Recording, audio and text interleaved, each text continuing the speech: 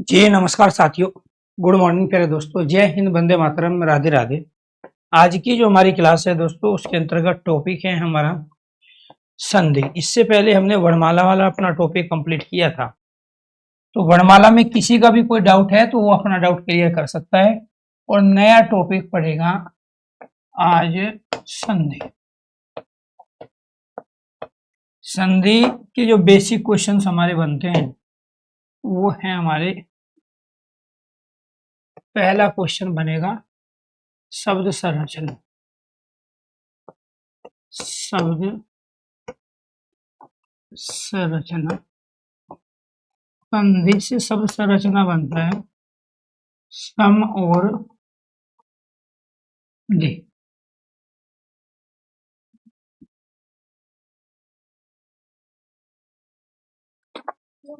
जी जी जी, राधे राधे। पढ़ा रहे थे क्या? हाँ हाँ, कोई नहीं, क्लास है।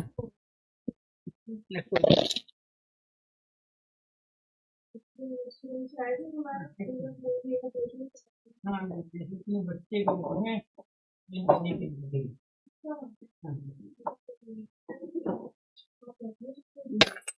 को जय माता दी। नहीं नहीं नहीं, कोई नहीं कोई नहीं कोई नहीं। हाँ बता रही थी वैसे। Okay, thank you.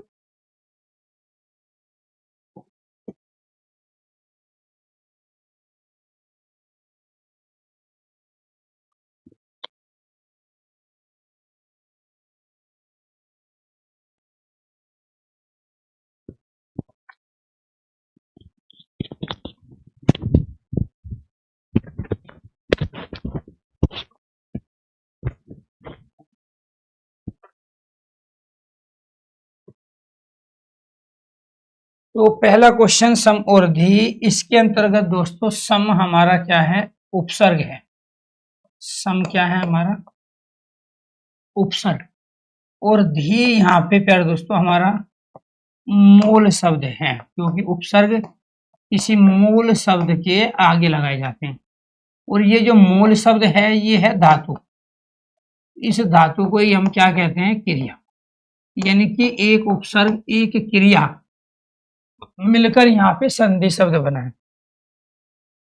दूसरा जो क्वेश्चन यहाँ से बनेगा दोस्तों, वो बनेगा कि संधि में जो ये अनुस्वार आया है, संधि के अंदर ये वाला जो अनुस्वार हमने प्रयोग किया है, ये किया है न के स्थान पे। संधि संधि शब्द में, संधि शब्द में अनुस्वार, संधि शब्द में अनुस्वार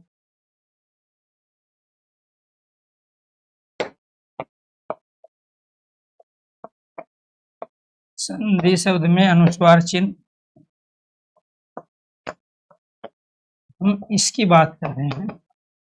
और ये आया है न के स्थान पर। ठीक है जी। यानी कि हम इस वाले अनुस्वार की बात कर रहे हैं, ये हमने यहाँ न के रूप में दिया है। अब इसके बाद तीसरा क्वेश्चन यहां से बनेगा शुद्धवर्तनी। शुद्धवर्तनी, संधि शब्द की जो शुद्धवर्तनी है, एक तो ऑप्शंस में आपको ये दे देगा,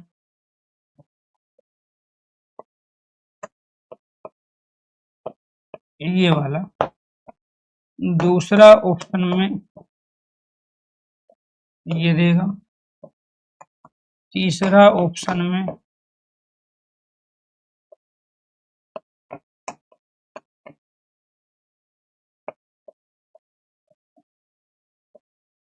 ये देगा। और चौथा ऑप्शन में ये देगा। इनमें से शुद्ध वर्तनी केवल प्यारे दोस्तों इसमें से फर्स्ट ये वाला है। ये संधि तब माना जाएगा जब ये ऑप्शन में नहीं होगा, क्योंकि हमने इसी अनुस्वार चिन्ह के स्थान पर यहाँ न का प्रयोग किया है। लेकिन ये कभी भी इसका शुद्ध संधि विच्छेद, शुद्ध संधि वर्तनी के रूप में नहीं होगा। अगर वो आपको एक पांचवा भी ऑप्शन देता है ये वाला, तो ये भी संधि का शुद्ध रूप नहीं है, ये सदी हो गया। ये क्या हो गया? सदी, क्योंकि इस पे अनुस्वार नहीं है। तो ये आपको ध्यान रखना है। तो वर्णमाला से रिलेटेड दूसरा जो हमारा टॉपिक है वो संधि है, और संधि के 3 क्वेश्चन, शब्द संरचना हो गया, संधि शब्द में अनुस्वार चिन्ह हो गया, और शुद्ध वर्तनी संधि की कौन सी है? जहां पे संधि के साथ में ये ऊपर अनुस्वार चिन्ह लगा हुआ है, ये वाला चिन्ह, ये वाली वर्तनी हमारी शुद्ध है। ये वर्तनी तब शुद्ध होगी जब ये ऑप्शन में नहीं होगा, और इन तीनों में से कोई भी शुद्ध वर्तनी के रूप में हम प्रयोग में नहीं ला सकते। इसके बाद फिर यहाँ पे चौथा क्वेश्चन बनेगा आपका डेफिनेशन, परिभाषा संधि। पहला शाब्दिक अर्थ,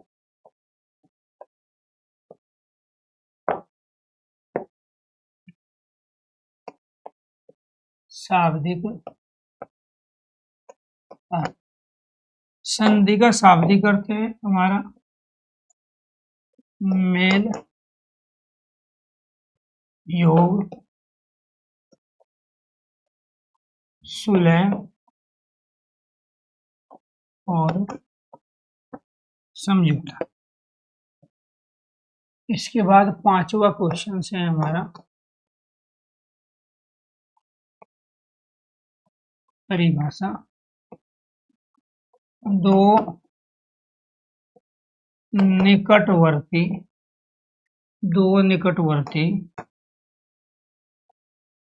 वर्णों का मेल या योग। दो निकटवर्ती वर्णों का मेल या योग क्या कहलाता है? संधि कहलाता है। इसके बाद 6, दो निकटवर्ती वर्णों का मेल या योग। फिर क्वेश्चन बनेगा संधि के भेद। संधि के भेद, संधि के भेद होते हैं हमारे 3। उन 3 भेदों में एक हमारा है स्वर संधि। 3 भेदों में एक स्वर संधि है, दूसरा व्यंजन संधि है, और तीसरा विसर्ग संधि। तीसरा क्या है? विसर्ग संधि। यहाँ आपको ये ध्यान रखना है, ये स्वर संधि है, स्वर संधि, व्यंजन संधि। यहाँ पे 11 स्वर वर्णों में से 11 स्वर वर्ण में से 11 स्वर वर्ण में से किन्हीं 2 स्वर वर्णों का मेल तो स्वर संधि है। जहां व्यंजन के साथ व्यंजन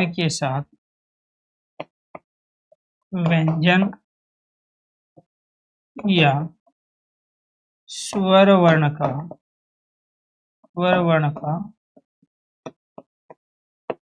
मेल हो। व्यंजन के साथ व्यंजन या स्वर वर्ण का मेल हो। विसर्ग संधि,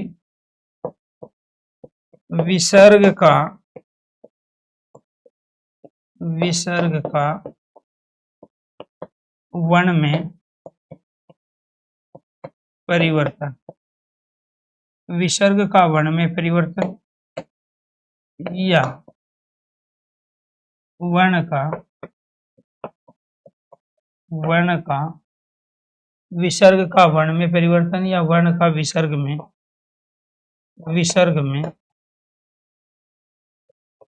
परिवर्तन, वो क्या कहलाएगा? विसर्ग संधि।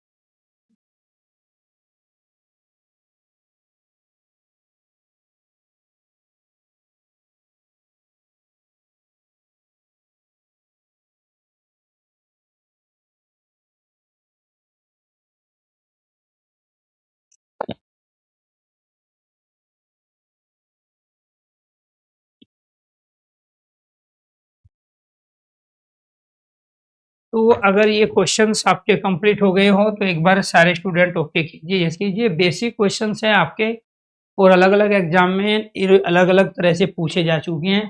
पहला क्वेश्चन सब संरचना में क्या पूछेगा कि संधि में कौन सा उपसर्ग है, तो आप कहोगे संधि में सम उपसर्ग है। संधि में मूल शब्द बताओ, तो संधि में मूल शब्द है धी, जो कि यहाँ आया है क्रिया के रूप में, यानी कि मूल शब्द संज्ञा सर्वनाम विशेषण क्रिया के रूप में हो सकते हैं। तो यहाँ पे जो मूल शब्द धी है हमारा, ये क्रिया अर्थात धातु है। संस्कृत में इसको धातु कहते हैं, इंग्लिश में इसको वर्ब कहते हैं और हिंदी में कहते हैं इसको क्रिया। संधि शब्द में अनुस्वार चिन्ह आया है न के स्थान पे, क्योंकि ये 5 अनुनासिक वर्ण होते हैं हमारे। तो 5 जो अनुनासिक वर्ण होते हैं, एक अनुनासिक वर्ण ये होता है। मैं यहाँ पे ले लेता हूँ, इसको भी समझने की कोशिश करूँ। तो ये जो 5 अनुनासिक वर्ण है, ये क वर्ग का अंतिम वर्ण है, ये च वर्ग का मैं लिख देता हूँ। क वर्ग का अंतिम वर्ण, ये तो पढ़ चुके हो ना आप, इन्हीं की आवश्यकता पड़ेगी।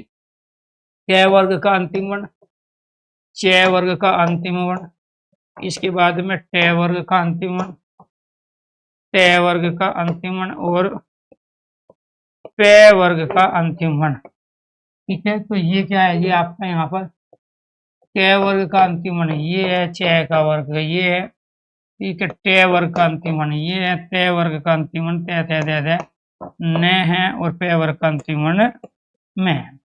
अब जब हम इन शब्दों का प्रयोग करते हैं यहाँ इन रूप में, तो आपको ये भी ध्यान रखना है कि ये जो हम प्रयोग कर रहे हैं गंगा, इस गंगा में हमने जैसे हमने प्रयोग किया मंगल, ठीक है, फिर प्रयोग किया कंगन, यहाँ पे प्रयोग किया हमने लिंग और यहाँ प्रयोग किया हमने गंगा। अब ये सब में जो अनुस्वार आया इसके स्थान पे आया। यहाँ पर हमने शब्द ले लिया व्यंजन, यहाँ पे शब्द ले लिया पंजाब और यहाँ पे शब्द ले लिया हमने पतंजलि।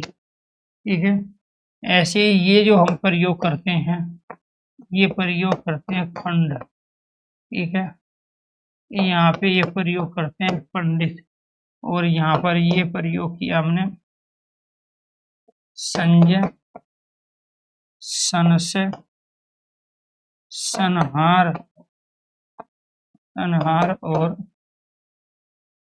संदेह, यहाँ पे हमने ये प्रयोग किया संविधान, ठीक है जी, संस्कार, संस्कृति, और यहाँ पे प्रयोग कर लिया हमने स्वयं।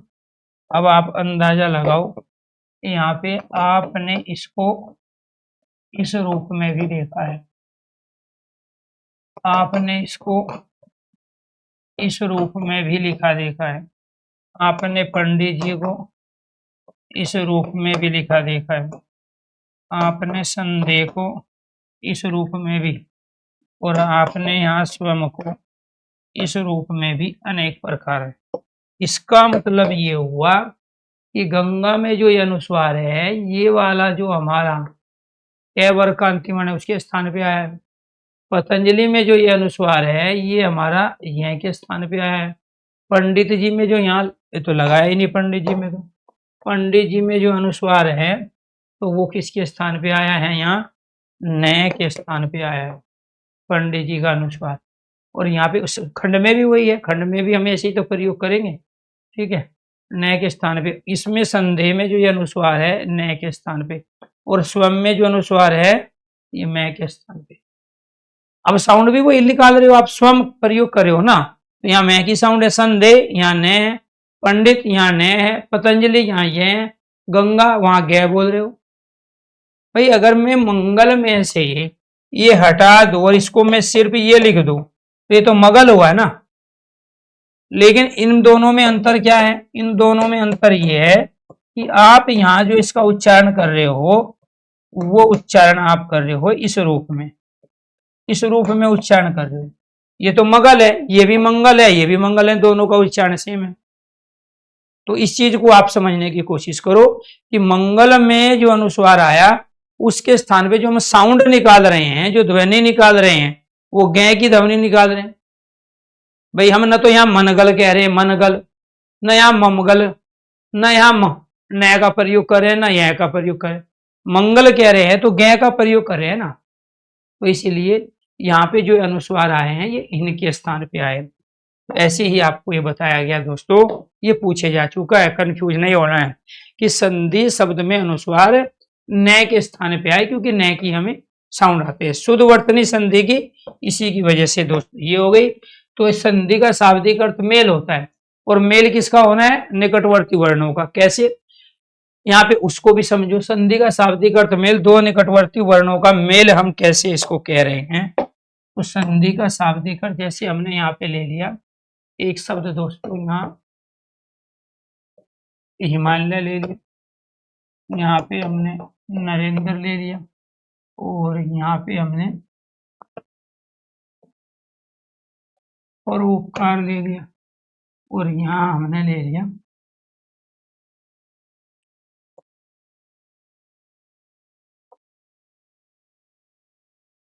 सदैव,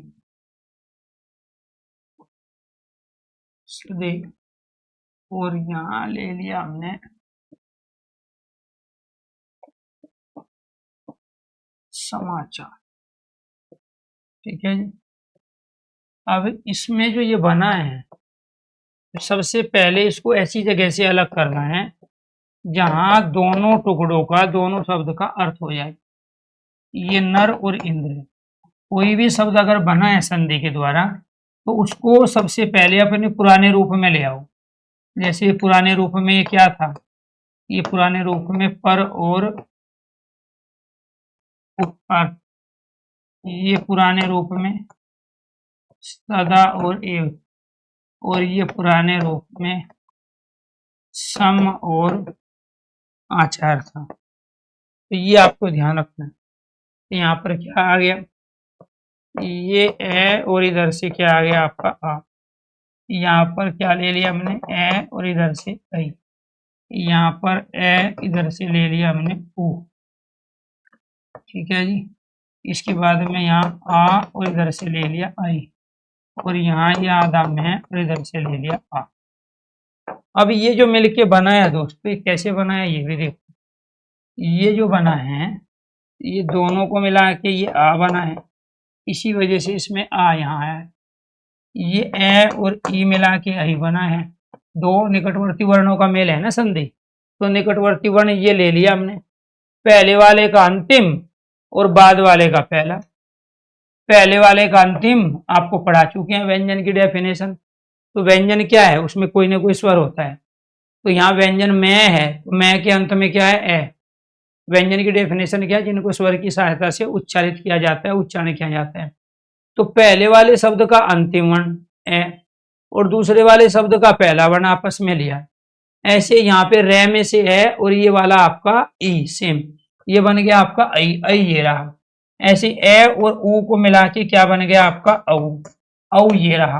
पहले वाले का लास्ट और दूसरे वाले का पहला, इसमें से लास्ट और इसमें से पहला, तो ये क्या बन गया, ये बन गया आई। इसी वजह से यहाँ दो मात्रा है, मैं और आ मिला के क्या बन गया, मां बन गई। तो संधि किसे कह रहे हैं, संधि कह रहे हैं हम निकटवर्ती वर्ण के मेल को। तो कौन से निकटवर्ती वर्ण है जी, ये वाले इनको हम संधि कह रहे हैं। इनको क्या कह रहे हैं, निकटवर्ती वर्णों का शब्दों का मेल, शब्दों का योग तो समास होता है, ये संधि है जो मैं व्हाइट बॉक्स में बंद कर रहा हूं। ये जो निकटवर्ती वर्ण है आपके, इन्हीं को हम संधि कह रहे हैं। ठीक है जी, इस चीज को समझो। ये यहाँ जो चीज ये कह रहा है, इस शाब्दिक अर्थ मेल है, योग है। कौन, किसका मेल, वर्णों का मेल। किसका योग, वर्णों का योग। किसके बीच में सुलह, वर्णों के बीच में सुलह। किसके बीच में समझौता, वर्णों के बीच में। अब इनमें समझौता हुआ किस चीज का, कि भाई आप भी मेरे जैसे हो, तो ये दोनों मिलके आ बन गया। यहाँ पे ये आ गया, नया शब्द का निर्माण हो गया। ठीक है, यहाँ पर क्या हो गया जी, यहाँ पे प्यार दोस्तों ए और ई मिलके आई बन गया, इसकी मात्रा एक होती है। ए और ऊ मिलके औ बन गया, ये मात्रा ये रही। आ और आई मिलके आई बन गया, इसकी मात्रा दो होती है, ये रही। मैं और आ मिलके मां बन गया, ये रहा। तो ये सब क्या थे, ये थे संधि वाला शब्द जो संधि से मिलके बना है। ठीक है, ये क्या है, ये संधि विच्छेद है।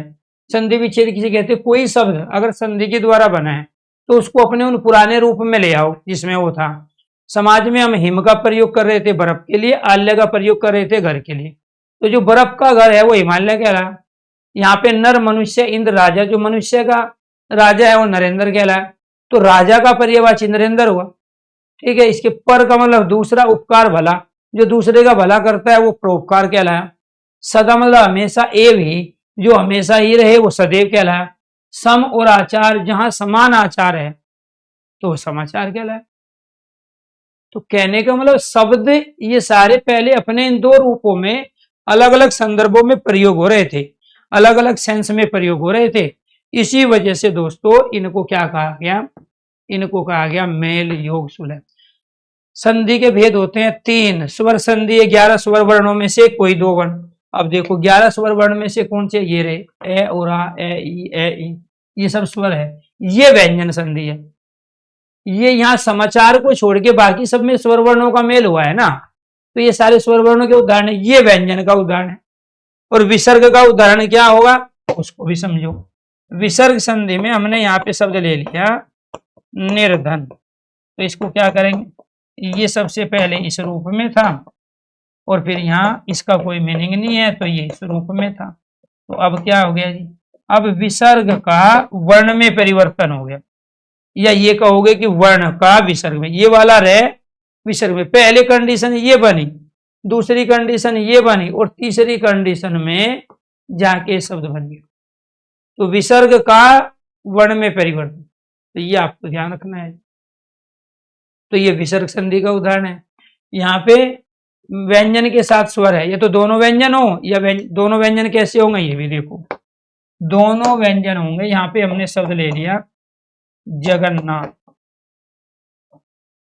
ठीक है जी, तो ये क्या था जी, ये था जगन और नाथ, और ये क्या है जी, ये है जगत और नाथ। तो यहाँ पर क्या है, ये तय के बाद मैंने तय के दोनों व्यंजन है।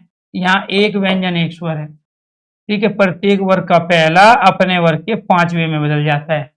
ठीक है, ये वर्णमाला में आपको पढ़ा चुके हैं, इसीलिए आज संधि पढ़ा रहे हैं। तै थे दे धे न, आपको बताया था वर्णमाला में स्पर्श व्यंजन पढ़ाते समय कि पहला, तीसरा, पांचवा आपस में परिवर्तित हो जाते हैं, तो ये आप ध्यान रखना है।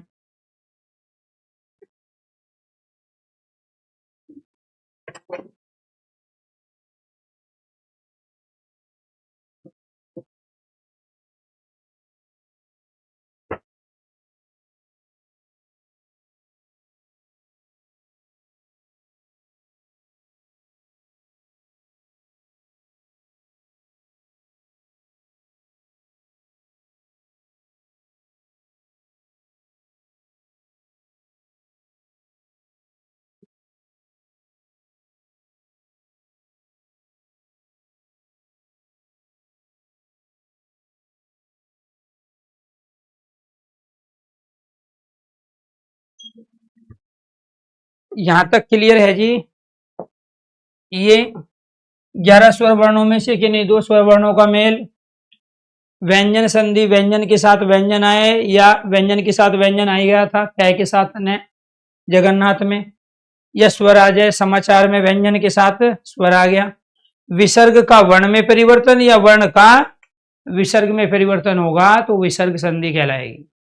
ठीक है, आपको टेंशन नहीं लेना, टॉपिक कंप्लीट तो आपके डाउट कंप्लीट, जब तक टॉपिक कंप्लीट नहीं होता तब तक ही डाउट है, ये आपको ध्यान रखना है। अब बात करेंगे प्यारे दोस्तों यहाँ डिटेल से स्वर संधि के भेद।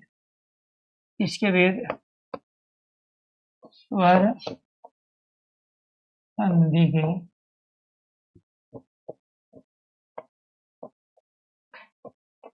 स्वर संधि के भेद, कितने भेद है स्वर संधि के? 5 भेद है जी। स्वर संधि के 5 भेद हैं।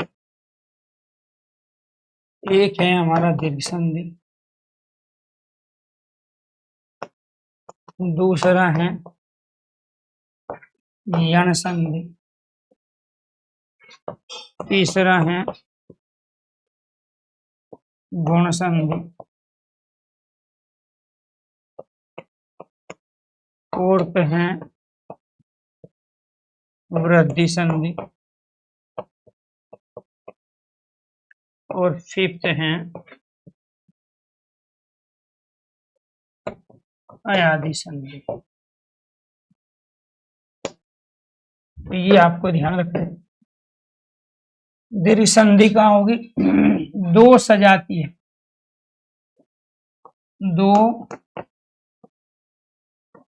2 एक जैसे, 2 एक जैसे सजातीय स्वर, 2 एक जैसे सजातीय स्वर वर्णों का मेल या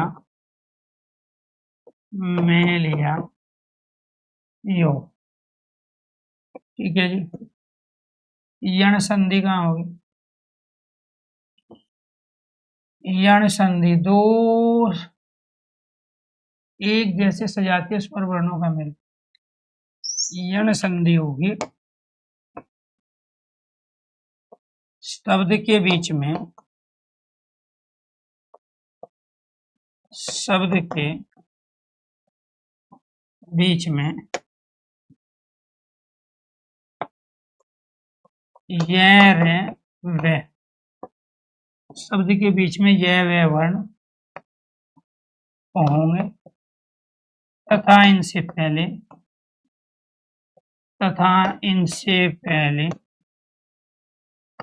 कोई आधा व्यंजन, इनसे पहले कोई आधा व्यंजन, इनसे पहले कोई आधा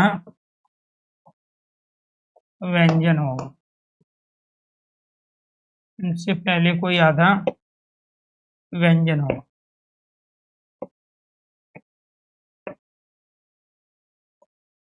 इसके बाद गुण संधि,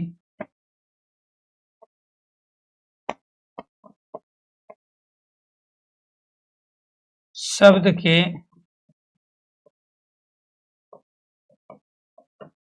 शब्द के बीचों बीच एक मात्रा ऐ और औ की होगी वृद्धि संधि। शब्द के बीचों बीच दो मात्रा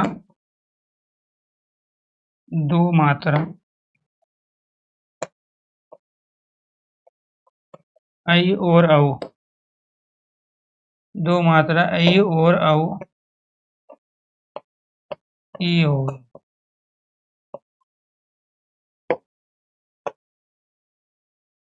इसके बाद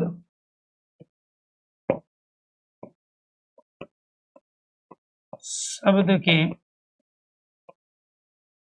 बीचों बीच यह वह, शब्द के बीचों बीच यह वह वर्ण होंगे तथा इनसे पहले स्वर सहित व्यंजन, इनसे पहले शब्द के बीचों बीच यह वह वर्ण होंगे तथा इनसे पहले स्वर सहित व्यंजन होगा। ये है जी आपकी शॉर्ट ट्रिक। स्वर संधि के 5 भेद एक ही झटके में। ठीक है, अब इनके एग्जाम्पल देखो कंडीशन अप्लाई करते हुए। जैसे हमने यहाँ पे प्रयोग कर लिया, दीर्घ संधि को देख लेते हैं। दीर्घ संधि में नियम क्या बना है जी? दीर्घ संधि का नियम है कि शब्द के बीचों बीच, जैसे हमने यहाँ शब्द ले लिया भावार्थ,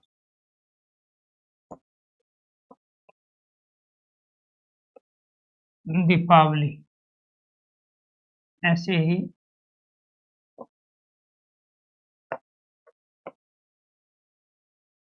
रविंद्र,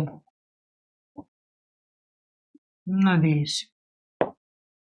यहाँ पर क्या है, ये भाव और अर्थ, यहाँ दीप और अवली, यहाँ रवि और इंद्र, और यहाँ नदी और ईश। यहाँ से पहले वाले का अंतिम वर्ण, बाद वाले का पहला वर्ण, पहले वाले का अंतिम वर्ण, बाद वाले का पहला वर्ण, यहाँ पे अंतिम इसका पहला, यहाँ पे अंतिम और इसका पहला। ये क्या है? ये है सजातीय, एक जैसे वर्ण है सजातीय। जहां दो सजातीय वर्णों का मेल होगा वो दीर्घ संधि होगा। ये क्या करें, ये सारे के सारे आपके सजातीय वर्ण हैं। और सजातीय वर्णों में अब मान के चलो मैंने यहाँ पे एक शब्द ले लिया वधु उत्सव, ये कैसे बनेगा? वधु और उत्सव, कौन से दो वर्ण आए? इधर से बड़ा हो, इधर से छोटा हो, ये क्या बन गया आपका बड़ा। तो ये क्या है जी आपका, ये सजातीय है, ये क्या है आपका सजातीय है। तो जहां सजातीय वर्णों का मेल होगा वो ये क्या लाएगा, ये ध्यान रखना है आप। तो ये क्या कहलाया आपका सजातीय। सारे के सारे दीर्घ संधि के उदाहरण, ये पहले वाली कंडीशन अप्लाई करो ना। दो एक जैसे सजातीय स्वर वर्णों का मेल, हम स्वर संधि पढ़ रहे हैं। जब स्वर संधि पढ़ रहे हैं तो यहाँ पे वर्णों का मेल भी स्वर का ही होगा। तो ये भी एक जैसे, ये भी एक जैसे। ये एक जैसे वर्ण मिलके क्या बना, आ बना। इसमें आ कहाँ है, ये रहा। ये दोनों मिलके क्या बने, आ। इसमें आ कहाँ है, ये रहा। इन दोनों को मिलाकर क्या बनाया, ए। इसमें ई कहाँ है, ये रहा।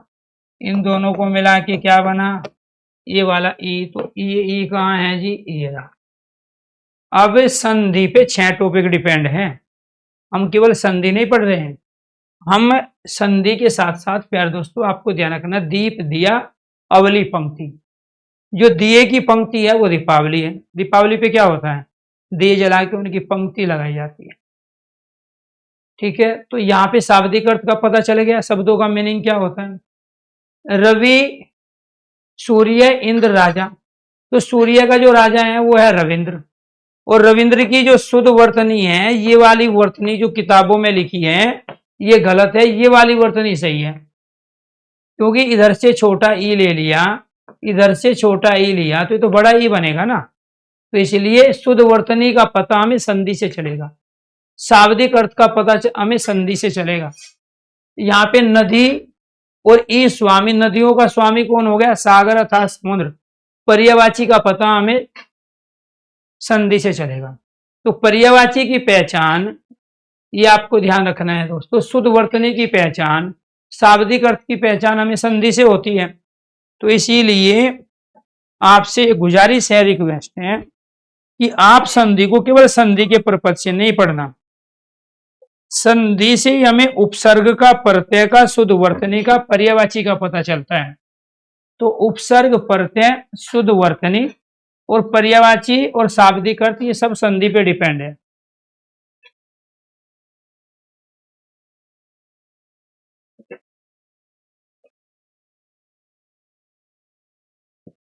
क्लियर हुआ जी।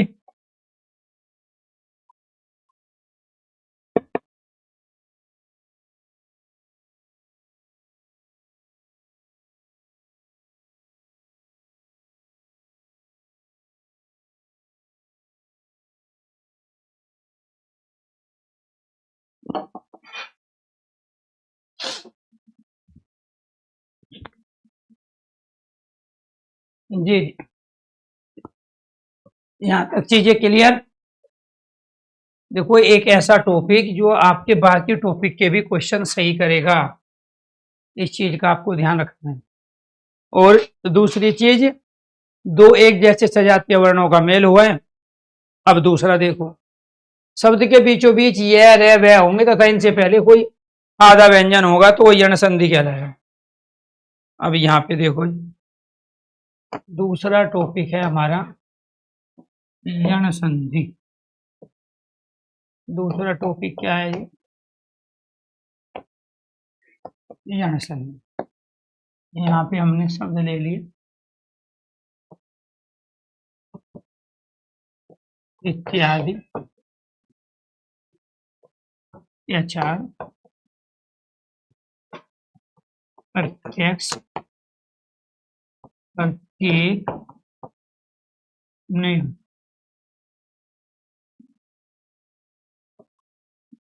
यद्यपि, अब ये देखो, शब्द के बीच में यह आधा व्यंजन, शब्द के बीच में यह उससे पहले आधा व्यंजन, शब्द के बीच में यह आधा व्यंजन, शब्द के बीच में यह आधा व्यंजन, शब्द के बीच में यह आधा व्यंजन, शब्द के बीच में यह, ये हो गया आपका आधा। ठीक है जी। तो किसके उदाहरण हो गए, ये उदाहरण यण संधि के हो गए। दूसरा देखो, यहाँ पे शब्द आ गया मात्राज्ञा, पितरादेश,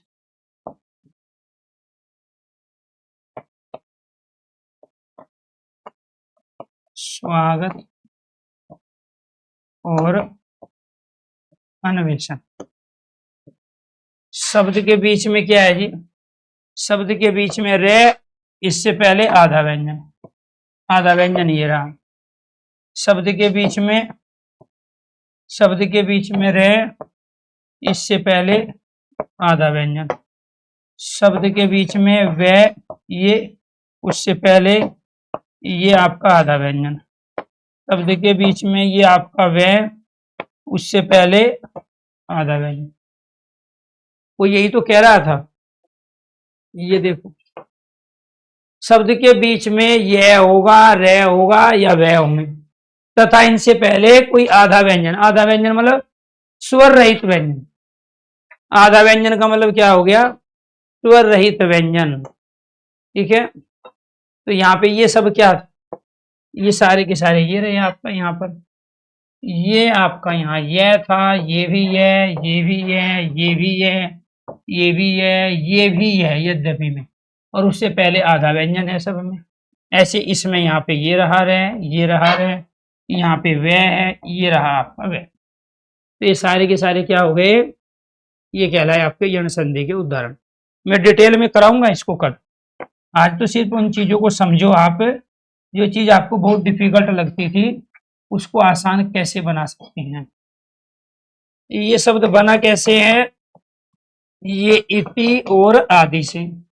ये शब्द कैसे बना है, अति और आचार, और ये बना है आपका प्रति और अक्ष से, और ये बना है आपका प्रति और एक से, और ये बना है आपका नि और उन से, और ये बना है आपका यदि और अपि से।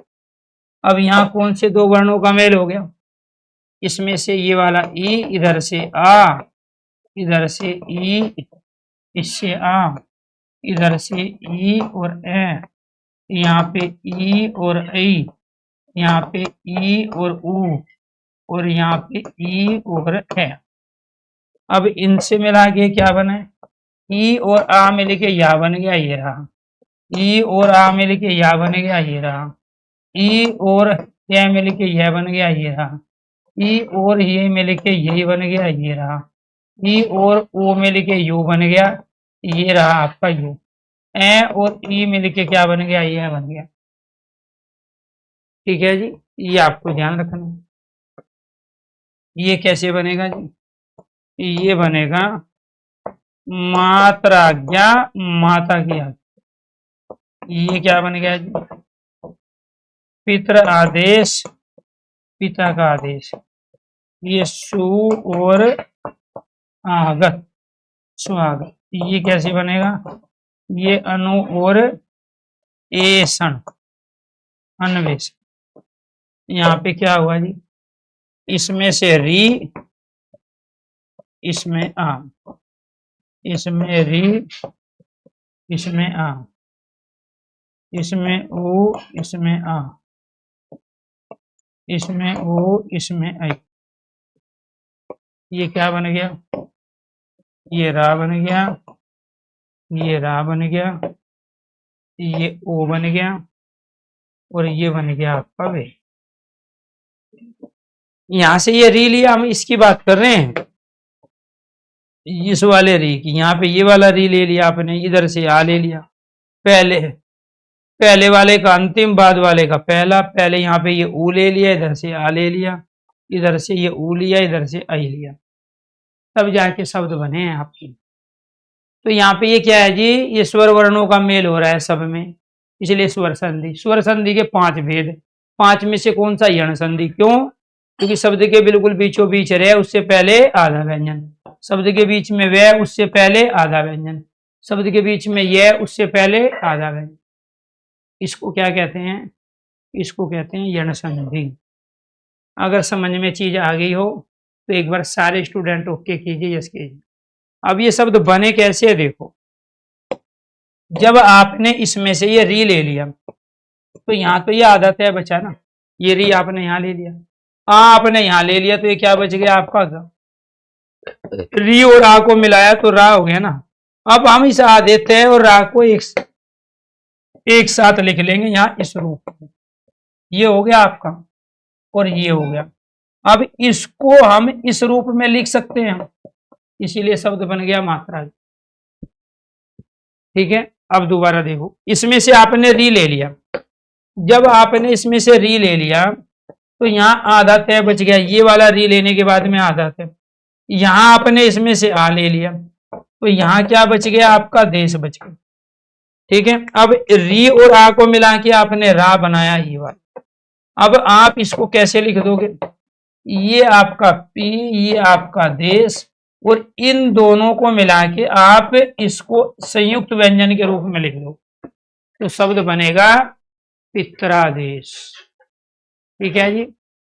अब इस स्वागत में देखो, स्वागत में क्या किया आपने, ये वाला ऊ ले लिया तो आधा आधा से बचेगा। जब आपने ये ऊ यहां ले लिया तो ये तो आधा से बचेगा। जब आ यहां ले लिया तो ये बचेगा आपका गत। और यहां पर आपको ध्यान रखना, ये ऊ और आ को मिला के ये बना रहे हो आप वाह, तो शब्द बन गया आपका स्वागत। ठीक है, इस तरीके से शब्द बनते हैं। अन्वेषण में ऊ ले लिया तो इधर क्या बचेगा, आधा ने। भाई ये ले लिया आपने तो आधा ने बच गया ना, व्यंजन में एक स्वर होता है वो यहां ले लिया। इसमें ये ले लिया आपने, ये क्या बच गया आपका, सन बच गया। ठीक है, अब ये जो है आपने बनाया क्या है जी, ऊ और ऐ मिलके ये बन गया आपका भी, तो शब्द क्या बन गया आपका, अन्वेषण। तो इस तरीके से हमें डिटेल में ये सब संधि पढ़नी है। अब यहाँ पे हमने ले लिया ये बात, तीसरा भेद गुण संधि, फोर्थ भेद वृद्धि संधि, और फिफ्थ भेद अयादि संधि। कैसे करेंगे जी कंप्लीट, ये समझो। शब्द के बिल्कुल बीचों बीच एक मात्रा, रमेश, सुरेश, महेंद्र, राजेंद्र, महोदय, सर्वोदय। शब्द के बीच में एक मात्रा थी। इसमें देखो जी, यहाँ पर सदैव, तथैव, एक एक, महाऔषधि, महाऔषधि और जल। यहाँ शब्द के बीच में, इसमें शब्द के बिल्कुल बीचों बीच एक मात्रा है, ये रही एक मात्रा, ये वाली एक मात्रा, और यहाँ शब्द के बिल्कुल बीचों बीच दो मात्रा है। तो जहां शब्द के बिल्कुल बीचों बीच ये दो मात्रा होगी वो वृद्धि संधि। मैं अपने पास से थोड़ा ही कह रहा हूं, मैंने तो लिखा है पहले, ये रहा। शब्द के बीचों बीच एक मात्रा किसकी हो, ऐ की, एक मात्रा ऐ और औ की होगी तो वो कहलाता है गुण संधि। तो ये सारे के सारे गुण संधि के उदाहरण हैं, क्योंकि इन सब में एक मात्रा आई है। तो यहां से लेके यहाँ, रमेश से लेके राजेंद्र तक एक मात्रा किसकी है, ऐ की। महोदय सर्वोदय में एक मात्रा किसकी है, औ की। जहाँ ऐ की औ की एक मात्रा होगी वो गुण संधि। ठीक है, यहाँ पे एक मात्रा किसकी है, इस वाले ऐ की। यहाँ एक मात्रा है इस वाले ऐ, ये दो मात्रा इसकी, और इन दोनों में ये तो एक दो मात्रा इसकी हो गई, और इन दोनों में ये दो मात्रा इसकी हो गई अब। और जहां शब्द के बिल्कुल बीचों बीच दो मात्रा होगी तो वो क्या कहलाता है, वृद्धि संधि कहलाएगा। अयादि संधि, शब्द के बिल्कुल बीचों बीच अयादि संधि कहाँ होगी, अयादि संधि जैसे यहाँ पे नयन, नायक, पवन और पावक। आपको क्या बोला गया था, शब्द के बीच में यह, उससे पहले आधा व्यंजन, शब्द के बीच में यह, सॉरी पूरा व्यंजन, आधा नहीं, शब्द के बीच में वह, पूरा व्यंजन, शब्द के बीच में वह, पूरा व्यंजन। आ गया। ये देखो यहाँ क्या लिखा है तुमने, इसमें देखो, शब्द के बीचों बीच यह और वह वर्ण होंगे तथा इनसे पहले स्वर सहित, स्वर सहित मतलब पूरा व्यंजन, और यण संधि में क्या था, आधा व्यंजन। तो यण संधि में यह और वह से पहले आधा व्यंजन होता है। अयादि संधि में यह वह से पहले पूरा व्यंजन होता है, जिसको स्वर सहित व्यंजन कहते हैं। यहां तक चीजें अगर क्लियर हो गई हो तो एक बार सारे स्टूडेंट ओके कीजिए, यस कीजिए। यहां तक अगर चीजें क्लियर है तो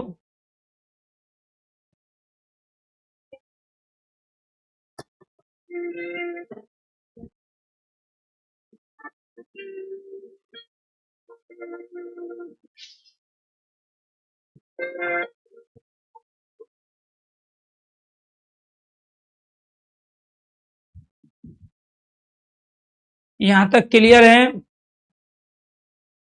जी? किसी का कोई डाउट? Very good.